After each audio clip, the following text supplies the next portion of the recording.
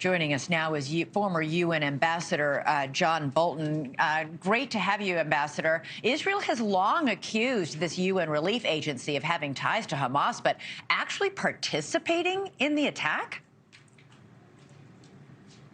Well, it's shocking, but my guess is this is the tip of the iceberg. You know, UNRWA has about, last time I looked, about 40,000 employees that operate mostly in the Gaza Strip and the West Bank. Of them, probably 99.5% are Palestinian. So the relationships between UNRWA and the Palestinian Authority on the West Bank and Hamas in Gaza are very, very extensive. Neither Hamas nor the Palestinian Authority are really governments as we understand them. Much of the delivery of services, let's just stay on Gaza here, is done by UNRWA: food, shelter, medicine, things like that, to hospitals, schools, families. There's not really much economic activity in Gaza. So, in effect, UNRWA is an arm of the Palestinian Authority and Hamas. And when they say they found 12 UNRWA employees who participated in October the 7th, the next question is how many UNRWA employees were witting of this attack coming? How many of them aided the attack in Gaza? There are also allegations that UNRWA vehicles and facilities were used. We need to know more about that. I think this could run very deep. Yeah, I guess I'm really just stuck on the word participated. It's one thing to know the attack is coming and do nothing to stop it. It's another thing even to let them store their weapons in your living room, something we've heard over and over again, that there have been allegations that Hamas was storing weaponry in UN facilities. But to participate in the attack, do you think that means that Israel's actually alleging that members of the United Nations Relief Organization actually crossed the border into Israel that day?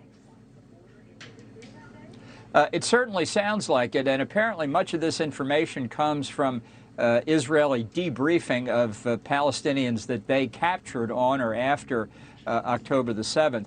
You know, it also goes to a very important question about who exactly is Hamas and who's just a civilian in Gaza. You know, if you listen to the Hamas propaganda, you'd think that there were really very few Hamas fighters. Israel says they've killed about 8,000 out of 26,000 dead. But how many of the other people were aiders and abettors of Hamas? They knew about it. They did civilian work that helped the Hamas fighters go across the border, that have helped Hamas in their battles in the tunnels. Hamas support in Gaza is really very deep among the population. Otherwise, where are the anti-Hamas demonstrations? Have you seen any of those?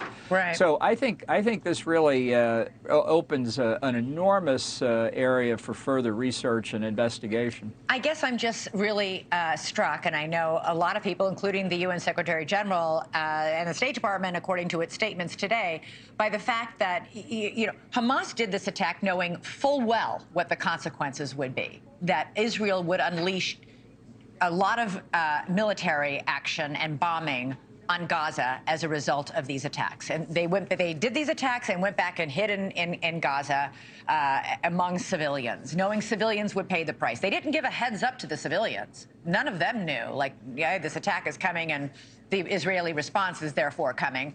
These United Nations relief agency workers whose job it is to help feed these people and clothe these people and give medicine for these people, the fact that they would participate in such attack, knowing also full well that there would be this Israeli response, is incredible. Right, and it's a deep wound to obviously the credibility of UNRWA, but to the United Nations as a whole, that has allowed this relationship between UNRWA and Hamas in the Gaza Strip and UNRWA and the Palestinian Authority to go well beyond simply the provision of humanitarian aid. And that's why I say, really, if we could get more insight into what that relationship was, there's every possibility that Hamas cooperation with UNRWA really is much more extensive than even this reveals. And there may be others. This is just 12 people that they found out about through questioning Hamas prisoners. Right. So who knows how many other UNRWA employees may have been involved directly crossing into Israel on October the 7th. That's still open.